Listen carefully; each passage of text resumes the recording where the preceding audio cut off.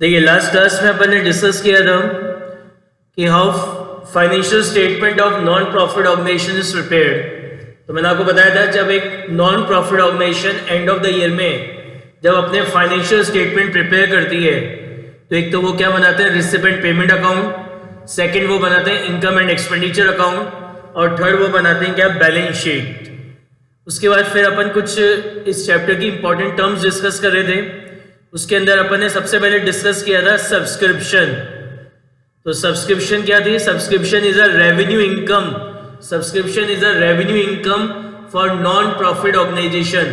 Subscription क्या है? एक रेवेन्यू इनकम है किसकी?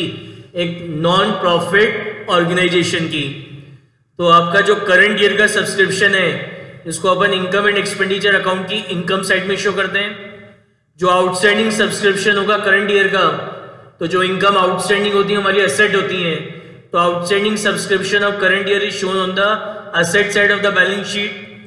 फिर जो सब्सक्रिप्शन हमें एडवांस में रिसीव होगा करंट ईयर में, सब्सक्रिप्शन रिसीव इन एडवांस, तो जो इनकम आपको एडवांस में रिसीव हो जाती है वो आपकी लायबिलिटी होती है। सो it will be shown on the liability side of the balance sheet. So it will be shown on the liability side of the balance sheet, right. कल मैंने आपको इसकी एंट्रीज बताई थी, सब्सक्रिप्शन की अकाउंटिंग की कल अपन ने एंट्रीज आपको बताई थी। फर्स्ट एंट्री जो मैंने आपको बताई थी वो क्या बताई थी? Journal entry for subscription received.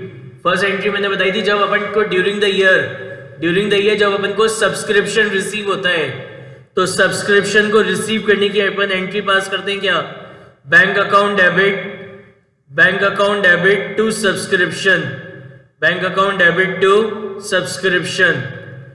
During the year जो भी सब्सक्रिप्शन आप रिसीव करेंगे, चाहे वो सब्सक्रिप्शन आपने करंट ईयर का रिसीव कराओ, चाहे प्रीवियस ईयर का रिसीव कराओ, और चाहे नेक्स्ट ईयर का रिसीव कराओ, यानी ड्यूरिंग द ईयर जब भी आप सब्सक्रिप्शन रिसीव करेंगे तो आप एंट्री पास करेंगे bank account debit to subscription account.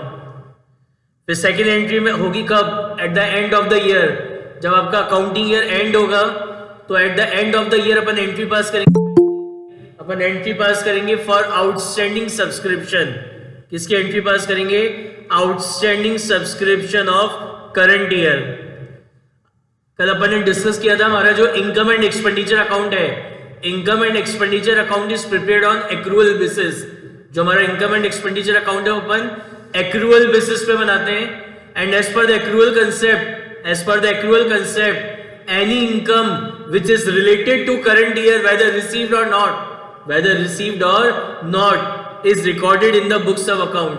तो ये जो आउटस्टैंडिंग सब्सक्रिप्शन है हमारा करंट ईयर का, भले ही अपन को ये करंट ईयर में रिसीव नहीं हुआ, but as per the accrual concept ये सब्सक्रिप्शन अगर हमारा करंट ईयर का है, भले ही वो आपको रिसीव नहीं हुआ हो, फिर भी हम उसको क्या करेंगे? रिकॉर्ड करेंगे at the end of the year. तो इस आउटस्टैंडिंग सब्सक्रिप्शन को रिकॉर्ड करने की एंट्री क्या होगी? Outstanding subscription account debit. ये आउटस्टैंडिंग सब्सक्रिप्शन हमारा क्या होता है? असेट होता है। ये आउटस्टैंडिंग सब्सक्रिप्शन हमारा क्या है? असेट है। तो outstanding subscription account debit to subscription account. तो ये एंट्री अपन किससे करेंगे कि ये करंट ईयर का वो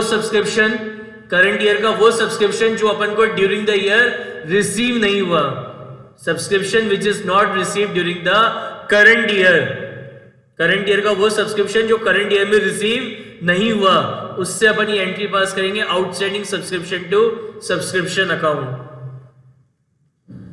फिर अगर अपन ने नेक्स्ट ईयर का भाई कोई सब्सक्रिप्शन अपन को अगर करंट रिसीव हो गया हो, कोई ऐसा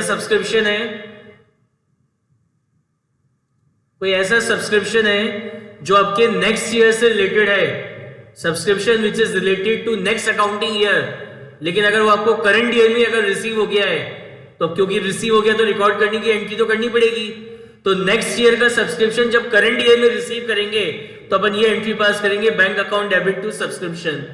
but as per the accrual concept next year की कोई इनकम हमें करंट ईयर में रिकॉर्ड नहीं करनी, लेकिन क्योंकि रिसीव हो गया तो ये एंट्री पास करनी पड़ी। तो अब उस एक्रूअल कंसेप्ट को सेटिस्फाई कराने के लिए अपन क्या करेंगे? जो सब्सक्रिप्शन हमें एडवांस में रिसीव हो गया उसकी हम एंड ऑफ द ईयर में एडजस्टमेंट एंट्री पास करेंगे। और वो एडजस्टमेंट एंट्री क्या होगी?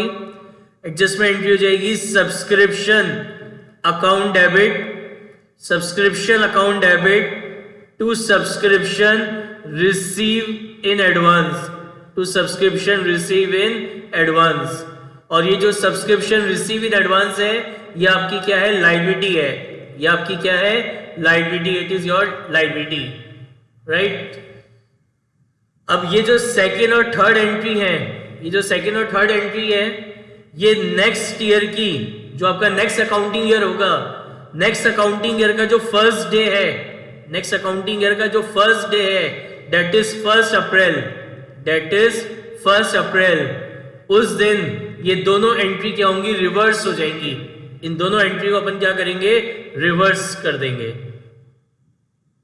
यानी इसकी एंट्री हो जाएगी subscription account debit to outstanding subscription, और इसकी एंट्री हो जाएगी subscription receive in advance account debit to subscription. तो इस तरीके से अपन क्या करते हैं? अकाउंटिंग करते हैं किसकी? सब्सक्रिप्शन की, राइट। देखिए निकालिए बुक का।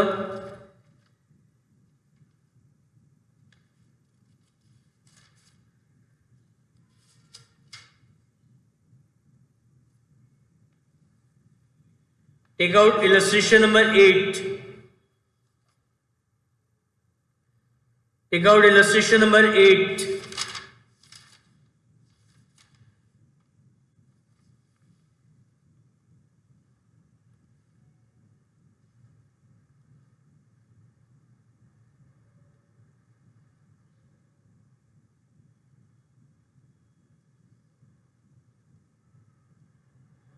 Take out illustration number 8, page number 1.18.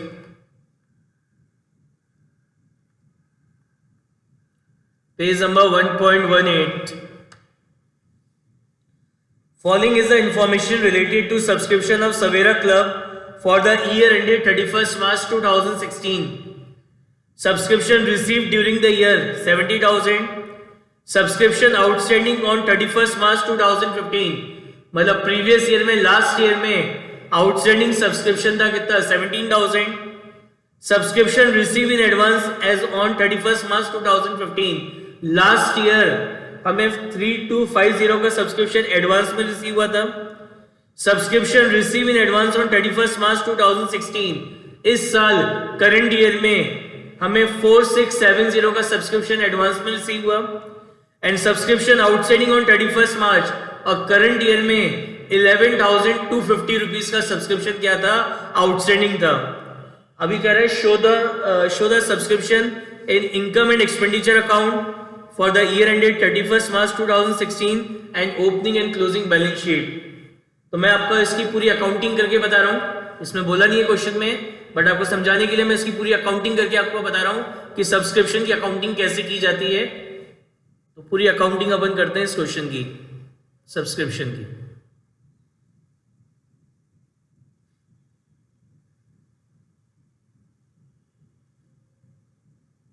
देखिए सबसे पहले आपका बनेगा subscription account.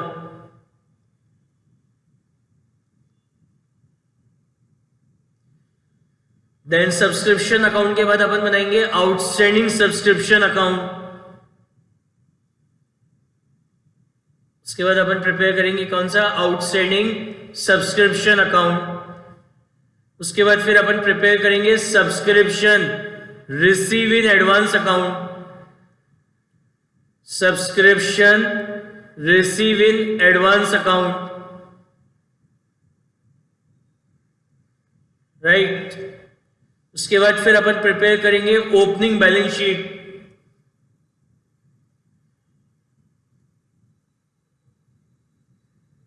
Opening balance sheet. उसके बाद फिर अपन बनाएंगे कौन सी? Closing balance sheet.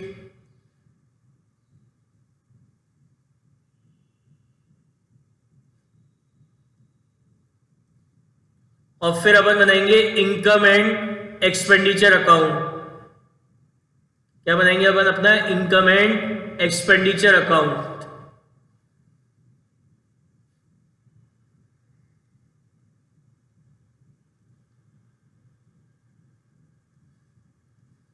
देखिए ये डेबिट, ये क्रेडिट, तो ये तो है आपका income and expenditure account,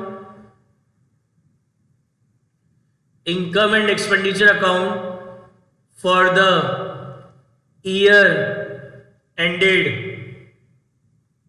31st March, कब का बनाना, 2016, 31st March 2016, 31st March 2016 का। फिर ये है आपका subscription account,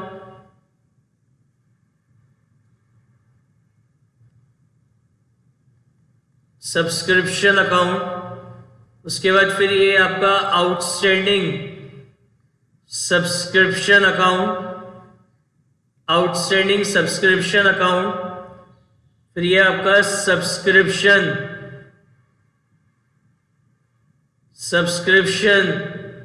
receive in advance account, subscription receive in advance account. उसके बाद फिर ये है आपकी balance sheet, opening balance sheet. So balance sheet as on 31st March 2015। फिर ये है आपकी बैलेंस शीट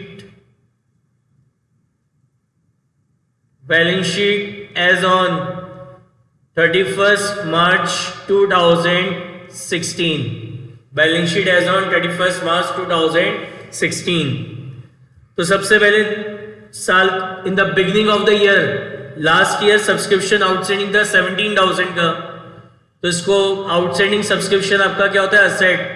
तो ओपनिंग बैलेंस शीट की असेट साइड में लिखेंगे outstanding subscription, opening balance sheet की असेट साइड में लिखेंगे आउटस्टैंडिंग सब्सक्रिप्शन कितना है, 17,000।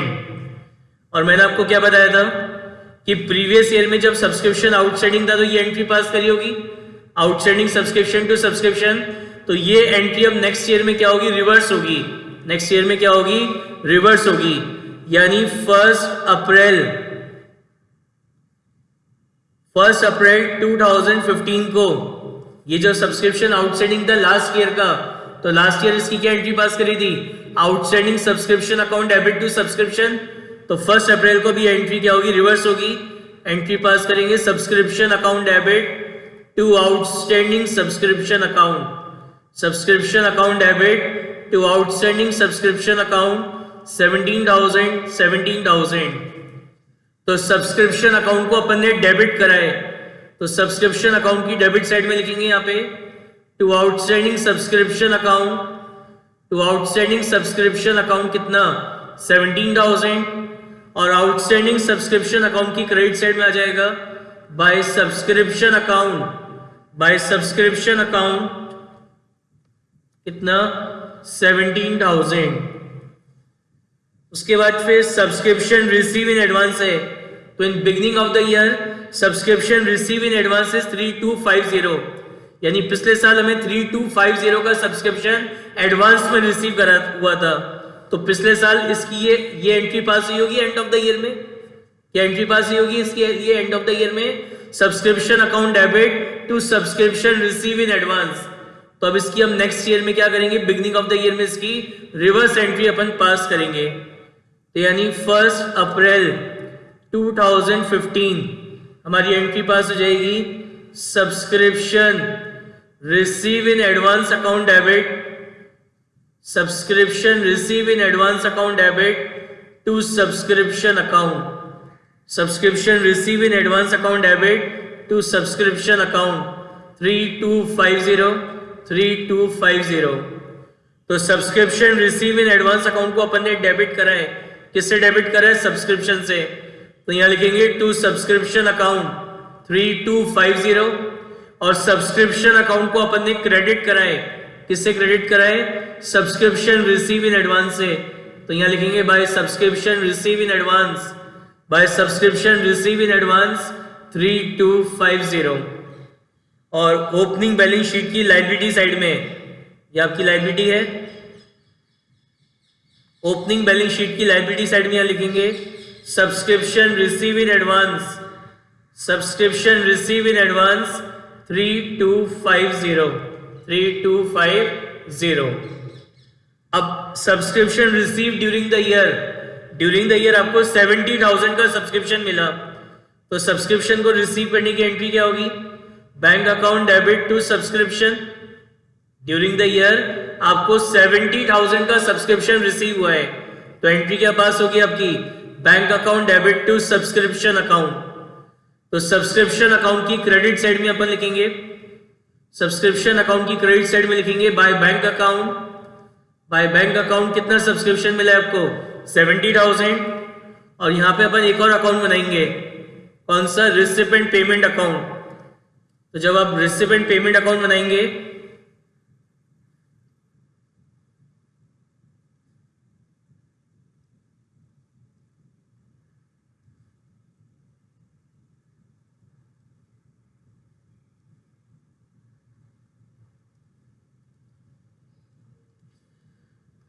क्या बनाएंगे? Receipt and payment account. Receipt and payment account. तो रिसिपेंट पेमेंट अकाउंट की डेबिट साइड में लिखेंगे to subscription. During the year कितना सब्सक्रिप्शन मिला है? 70,000 रुपीज का। रिसिपेंट पेमेंट अकाउंट में ये आपकी रिसिप्ट होती है और ये आपका पेमेंट होता है, तो ये आपको रिसीव हो रहा है ड्यूरिंग द ईयर 70,000 का सब्सक्रिप्शन मिला, तो रिसिपेंट पेमेंट अकाउंट में लिखेंगे टू सब्सक्रिप्शन कितना? 70,000। फिर एंड ऑफ द ईयर में सब्सक्रिप्शन रिसीव इन एडवांस दे रखा है 4670। ड्यूरिंग द ईयर 15-16 आपको 4670 का सब्सक्रिप्शन एडवांस में रिसीव हुआ था, तो एंड ऑफ द ईयर में इसकी एडजस्टमेंट एंट्री अपन पास करेंगे। क्या होगी? सब्सक्रिप्शन एडवांस में रिसीव हुआ है, तो उसकी एडजस्टमेंट एंट्री क्या पास करेंगे? Subscription account debit to subscription receive in advance. कितना सब्सक्रिप्शन हमें एडवांस में रिसीव हुआ है? 4670। तो सब्सक्रिप्शन अकाउंट को डेबिट कराए किससे? सब्सक्रिप्शन रिसीव इन एडवांस से। तो सब्सक्रिप्शन अकाउंट की डेबिट साइड में लिखेंगे to subscription receive in advance 4670, और subscription receive in advance account की क्रेडिट साइड में लिखेंगे बाय सब्सक्रिप्शन 4670। और ये जो सब्सक्रिप्शन आपको एडवांस में रिसीव हो गया, इसको अपन क्लोजिंग बैलेंस शीट की लायबिलिटी साइड में लिखेंगे सब्सक्रिप्शन रिसीव इन एडवांस 4670। और एंड ऑफ द ईयर में सब्सक्रिप्शन आउटस्टैंडिंग है। कितना सब्सक्रिप्शन आउटस्टैंडिंग है? 11,250 रुपीज का subscription end of the year में आउटस्टैंडिंग है। तो अपन एंट्री पास करेंगे 31 मार्च 2016 ये आउटस्टैंडिंग सब्सक्रिप्शन को रिकॉर्ड करने की। क्या एंट्री पास होगी? Outstanding subscription account debit to subscription account 11,250। तो आउटस्टैंडिंग सब्सक्रिप्शन अकाउंट की डेबिट साइड में लिखेंगे टू सब्सक्रिप्शन अकाउंट 11,250 और सब्सक्रिप्शन अकाउंट की क्रेडिट साइड में लिखेंगे बाय आउटस्टैंडिंग सब्सक्रिप्शन अकाउंट 11,250। अच्छा, अपन ये सब्सक्रिप्शन अकाउंट में ओपनिंग क्लोजिंग बैलेंस लिखना भूल गए थे। तो जैसे बिगनिंग ऑफ द ईयर में आउटस्टैंडिंग सब्सक्रिप्शन का बैलेंस कितना था?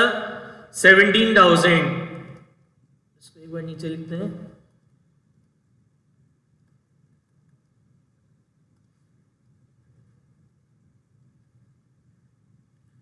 बिगनिंग ऑफ द ईयर में आउटस्टैंडिंग सब्सक्रिप्शन कितना था? हमारा आउटस्टैंडिंग सब्सक्रिप्शन था 17,000। तो आउटस्टैंडिंग सब्सक्रिप्शन हमारा क्या होता है? एसेट, और एसेट्स के डेबिट बैलेंस होते हैं। तो यहाँ लिखेंगे टू बैलेंस ब्रॉट डाउन। कितना है to balance brought down? Opening balance कितना था इसका? 17,000 का। इसी तरीके से सब्सक्रिप्शन रिसीव इन एडवांस, जो आपका सब्सक्रिप्शन रिसीव इन एडवांस है उसका भी ओपनिंग बैलेंस गिवन था। तो सब्सक्रिप्शन रिसीव इन एडवांस आपकी क्या होती है, लायबिलिटी होती है। सब्सक्रिप्शन रिसीव इन एडवांस आपकी क्या होती है, लायबिलिटी होती है। और लायबिलिटी का कौन सा बैलेंस होता है, क्रेडिट बैलेंस होता है। तो ये जो सब्सक्रिप्शन रिसीव इन एडवांस है, subscription receive in advance account में क्रेडिट साइड में सबसे पहले ओपनिंग बैलेंस लिखेंगे, बाय बैलेंस ब्रॉट डाउन। तो ओपनिंग बैलेंस कितना था इसका, 3250। समझ में आई बात। ये जो आउटस्टैंडिंग सब्सक्रिप्शन है इसका ओपनिंग बैलेंस आपको 17,000 गिवन है। तो ये जो आउटस्टैंडिंग सब्सक्रिप्शन है आपका असेट है, तो असेट का कौन सा बैलेंस होता है, डेबिट। तो इसलिए इसको डेबिट साइड में लिखा, टू बैलेंस ब्रॉट डाउन 17,000। और ये जो सब्सक्रिप्शन रिसीव इन एडवांस है ये आपकी लायबिलिटी है, और लायबिलिटी का कौन सा बैलेंस होता है, क्रेडिट। तो उसको क्रेडिट साइड में सबसे ऊपर लिखा बाय बैलेंस ब्रॉट डाउन, जो इसका ओपनिंग बैलेंस आपको क्वेश्चन में गिवन था। ठीक है, सारे एडजस्टमेंट्स अपन ने कर लिए, सारे एडजस्टमेंट्स हो गए। अब अपन इन अकाउंट को बैलेंस करेंगे।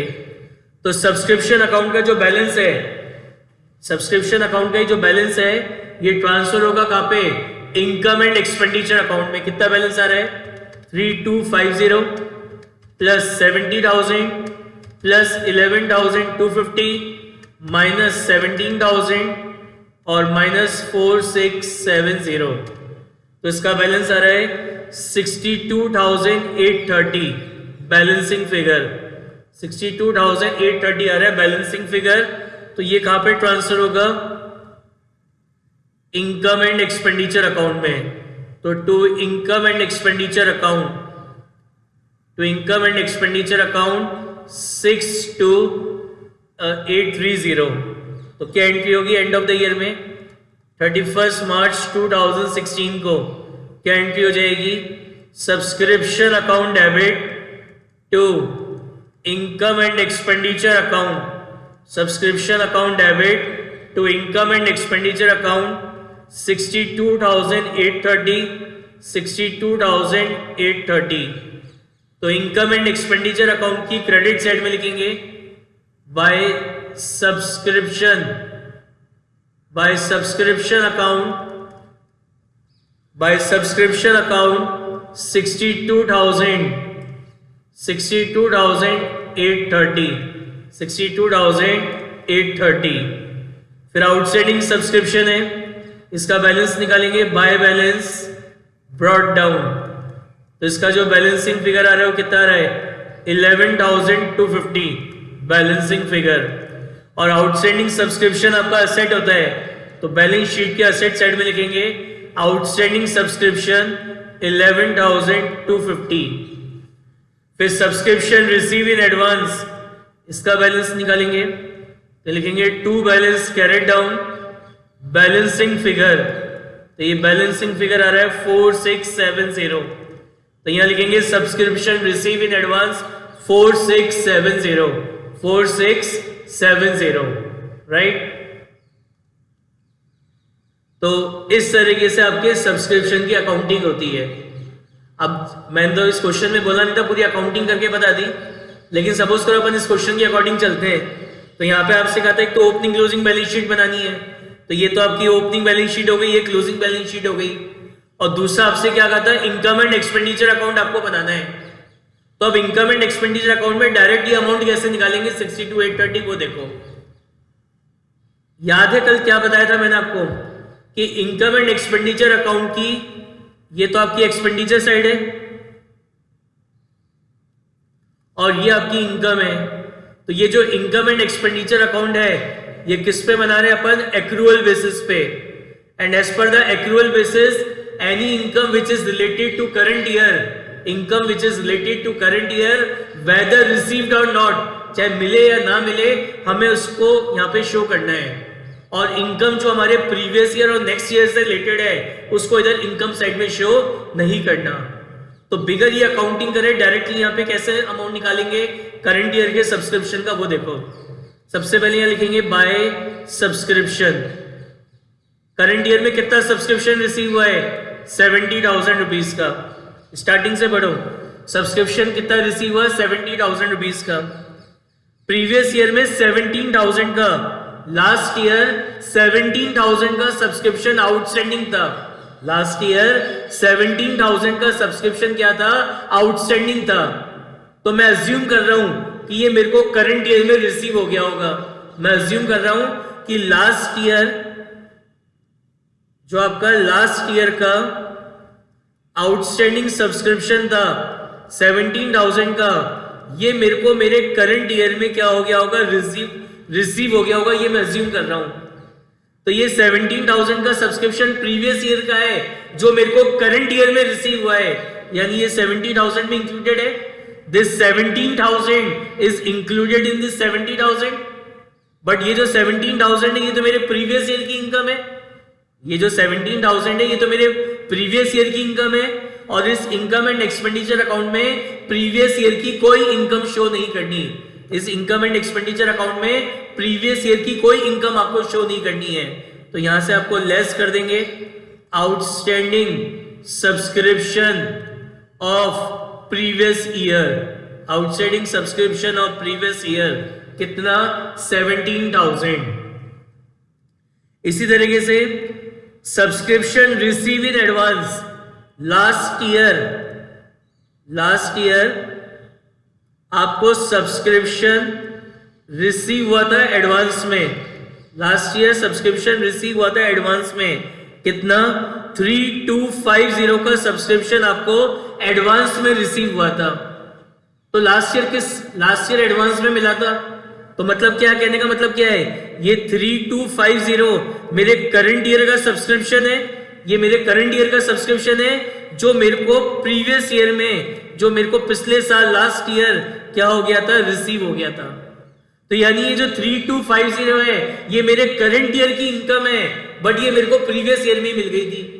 लेकिन ये जो इनकम एंड एक्सपेंडिचर अकाउंट है, इसकी इनकम साइड जो है, इस इनकम साइड में वो सारा सब्सक्रिप्शन आपको शो करना है, वो सारी इनकम आपको शो करनी है which is related to current year, which is related to current year whether received or not, चाहे मिले या ना मिले।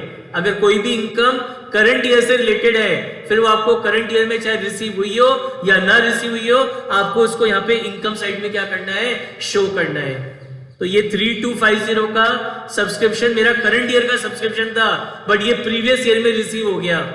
तो है तो इनकम इस साल की, भले ही प्रीवियस ईयर में रिसीव हो गई हो, लेकिन क्योंकि ये इनकम करंट ईयर की है, तो करंट ईयर की सारी इनकम आपको यहाँ इनकम साइड में शो करनी है, चाहे रिसीव हुई हो या ना रिसीव हुई हो।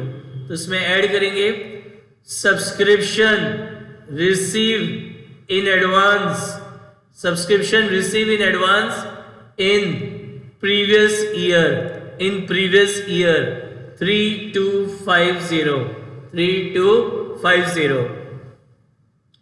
फिर सब्सक्रिप्शन रिसीव इन एडवांस, हमें करंट ईयर में सब्सक्रिप्शन रिसीव हुआ इन एडवांस, रिसीव हुआ एडवांस में, करंट ईयर में सब्सक्रिप्शन रिसीव हुआ एडवांस में कितना, 4670। तो इस साल करंट ईयर, हमारा जो करंट ईयर 15-16 है, इसमें हमें 4670 का सब्सक्रिप्शन एडवांस में रिसीव हो गया। मतलब ये जो 4670 है, ये सब्सक्रिप्शन की जो इनकम है, ये कब की है, ये नेक्स्ट ईयर की इनकम है, लेकिन अपन को करंट ईयर में रिसीव हो गई। और करंट ईयर में रिसीव हो गई मतलब ये 70,000 में इंक्लूडेड है। लेकिन मेरे को इधर इनकम साइड में ना तो प्रीवियस ईयर की कोई इनकम दिखानी है और ना नेक्स्ट ईयर की कोई इनकम दिखानी है, केवल यहाँ पे मेरे को करंट ईयर की इनकम शो करनी है, वेदर रिसीव और नॉट। प्रीवियस ईयर और नेक्स्ट ईयर की, अगले या पिछले साल की कोई इनकम मेरे को यहाँ पे इनकम साइड में शो नहीं करनी। तो यहां से अपन लेस कर देंगे subscription receive in advance, subscription receive in advance in current year, in current year कितना है, 4670। समझ में आ गया क्यों लेस कर दी, बिकॉज ये 4670 की इनकम नेक्स्ट ईयर की इनकम है जो मेरे को करंट ईयर में मिल गई थी। लेकिन मेरे को यहाँ पे केवल करंट ईयर की इनकम दिखानी है, प्रीवियस ईयर और नेक्स्ट ईयर की कोई इनकम यहाँ पे मेरे को शो नहीं करनी, इसलिए मैंने इसको यहाँ पे लेस कर दिया। फिर आउटस्टैंडिंग सब्सक्रिप्शन करंट ईयर का, outstanding subscription of current year, current year का आउटस्टैंडिंग सब्सक्रिप्शन कितना है, 11,250। तो ये मेरे करंट ईयर का सब्सक्रिप्शन है, दिस 11,250 हमारे करंट ईयर का सब्सक्रिप्शन है जो हमें करंट ईयर में रिसीव नहीं हुआ. This 11,250 is the subscription of current year which is not received during the year. लेकिन ये इनकम तो करंट ईयर की है 11,250. तो इनकम साइड में वो सारी इनकम आपको शो करनी है which is related to current year whether received or not. चाहे मिले या नहीं मिले, करंट ईयर की सारी इनकम आपको इधर इनकम साइड में शो करनी है.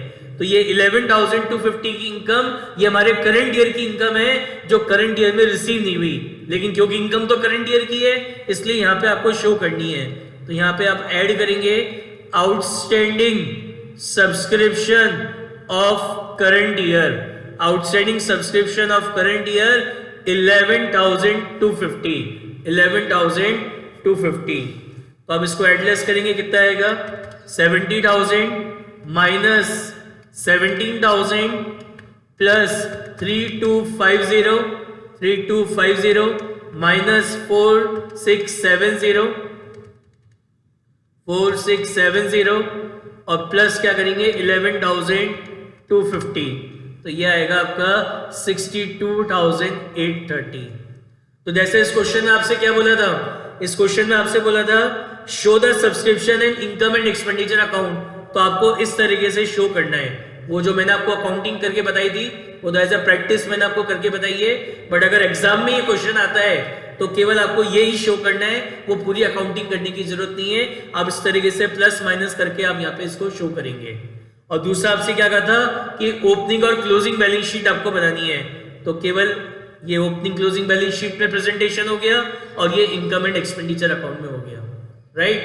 एग्जाम में जब ये क्वेश्चन आता है तो इसमें सबके मार्क्स होते हैं. जैसे आपने ये लेस करा 17,000, तो सपोज करो अगर 3 मार्क्स का क्वेश्चन है तो हाफ मार्क्स इसका होगा, फिर हाफ मार्क्स इसका होगा, हाफ इसका होगा, हाफ इसका होगा.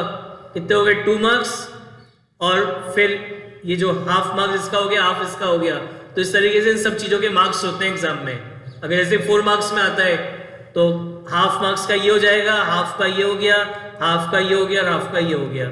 तो इस तरीके से इसमें पूरी मार्किंग होती है. तो अगर बाई चांस सपोज को इसमें से कुछ एक आध आइटम आपने बाई चांस गलत एडलेस कर दिया तो भी आपको जो सही ऐड और सही लेस करा है उसके भी मार्क्स होते हैं. तो अगर एग्जाम में अगर ये इस तरीके से आता है तो आपको इस तरीके से पूरा ढंग से इसका प्रेजेंटेशन देना है. ये डायरेक्ट यहाँ से ये नहीं लिखना है, अदरवाइज ये स्टेप मार्किंग है, इसके मार्क्स आपको नहीं मिलेंगे. राइट. तो इस तरीके से ये सब्सक्रिप्शन की अकाउंटिंग की जाती है. क्लियर है? तो ये था आपका subscription. Right. Now next topic अपन डिस्कस कर रहे हैं वो है आपका डोनेशन. वो है आपका डोनेशन. डोनेशन क्या है? It is also income for non profit organisation. ये डोनेशन भी आपके नॉन प्रॉफिट ऑर्गेनाइजेशन की क्या है? इनकम है. Donation is also income for non profit organisation. There are 2 types of donation. 2 तरह के डोनेशन होते हैं. One is your general donation and second is your special purpose donation. General donation क्या होता है? एक ऐसा डोनेशन जो एक नॉन प्रॉफिट ऑर्गेनाइजेशन को रिसीव हुआ और उस डोनेशन के अमाउंट को वो अपनी ऑर्गेनाइजेशन में कहीं पर भी यूज कर सकते हैं. जहां उनकी इच्छा होगी वहां पे उसको यूज कर सकते हैं. यानी वो जो डोनर था जिसने डोनेशन दिया उसने डोनेशन देते समय स्पेसिफाई नहीं करा कि मैं आपको ये जो डोनेशन दे रहा हूं उसको आपको कहां यूज करना है. यानी डोनर ने डोनेशन दिया लेकिन उसका यूज नहीं बताया कि आप मैं जो डोनेशन दे रहा हूं उसको आप कहां यूज करोगे. यानी उस पैसे को, उस डोनेशन के अमाउंट को वो नॉन प्रॉफिट ऑर्गेनाइजेशन कहीं पर भी यूज कर सकती है. तो ऐसे डोनेशन को जनरल डोनेशन बोला जाता है. ऐसे डोनेशन को अपन क्या बोलते हैं? General donation. And this general donation is a revenue income. This general donation is a revenue income for non profit organisation. और जितनी भी रेवेन्यू इनकम्स होती है, revenue income is shown in the income side of income and expenditure account. मतलब ये general donation आपको receive हुआ है तो रिसिपेंट पेमेंट अकाउंट में तो आएगा ही आएगा. रिसिपेंट पेमेंट अकाउंट की रिसिप्ट साइड में तो आएगा ही आएगा. और प्लस उसको अपन कहां शो करेंगे? क्योंकि ये जनरल डोनेशन हमारी रेवेन्यू इनकम होती है, सो it will be shown in the income side of income and expenditure account, income side of income and expenditure account. And second is special purpose donation. What is special purpose donation? कि आपके donor ने non profit organisation को donation दिया, और donation बोल के क्या बोला कि बोले ये जो मैं डोनेशन दे रहा हूं इससे आप सैनिटाइजर परचेस कर लेना, इससे आप मास्क परचेस करना। यानी डोनर ने अमाउंट देते समय स्पेसिफाई कर दिया कि ये जो मैं डोनेशन दे रहा हूं इससे आपको सैनिटाइजर और मास्क परचेस करने हैं। तो यानी ये क्या हो गया, this is special purpose donation, ये आपका स्पेशल पर्पस डोनेशन हो गया। यानी इस नॉन प्रॉफिट ऑर्गेनाइजेशन ने उस डोनर से वो जो अमाउंट रिसीव करा है अब उसका यूज केवल काय में आएगा, मास्क और सैनिटाइजर परचेस करने में आएगा, उसको अपन और कोई यूज नहीं कर सकते, क्योंकि डोनर ने स्पेसिफाई करा डोनेशन देते समय कि इस अमाउंट का आपको क्या परचेस करना है, मास्क और सैनिटाइजर। तो एक ऐसा डोनेशन जो किसी पर्टिकुलर पर्पस के लिए आपको रिसीव होता है, that donation is called special purpose donation. जैसे एक और एग्जांपल लेते हैं, आपको लिखा हुआ है donation for building, donation for building. तो इसका मतलब क्या है कि ये जो डोनेशन आपको मिला है इसको काय में यूज करेंगे, इसको बिल्डिंग के कंस्ट्रक्शन में यूज करेंगे और कहीं यूज नहीं करेंगे। तो ये जो स्पेशल पर्पस डोनेशन होते हैं, it is the capital receipt, it is a capital receipt for non profit organisation. और जितनी भी कैपिटल रिसिप्ट्स होती हैं, all capital receipts are shown in the liability side of the balance sheet. जितनी भी capital receipts होती हैं, all capital expenditure and capital receipts are shown in the liability side of the, मतलब capital expenditure तो कहां show होंगे, balance sheet के asset side में, और जो कैपिटल रिसिप्ट्स होती हैं, capital receipts are shown in the liability side of the balance sheet. So this special purpose donation is a capital receipt for non-profit organization, so it will be shown in the liability side of the balance sheet. अब exam में अगर question में केवल donation word use हो रहा हो, exam में अगर क्वेश्चन आया वहां पे केवल ये वर्ड है डोनेशन, वहां पे स्पेसिफाई नहीं कर रखा whether it is a general donation और special purpose donation.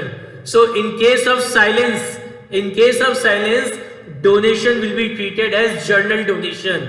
In case of silence in exam donation will be treated as a general donation, so it is treated as a revenue income, so it will be shown in the income side of income and expenditure account. और जब ये receive होगा तो receipt and payment में तो आएगा ही आएगा, receipt and payment account की रिसिप्ट साइड में तो आएगा ही आएगा, चाहे वो जर्नल हो चाहे स्पेशल पर्पस हो, दोनों डोनेशन रिसिप्ट साइड में तो आएंगे।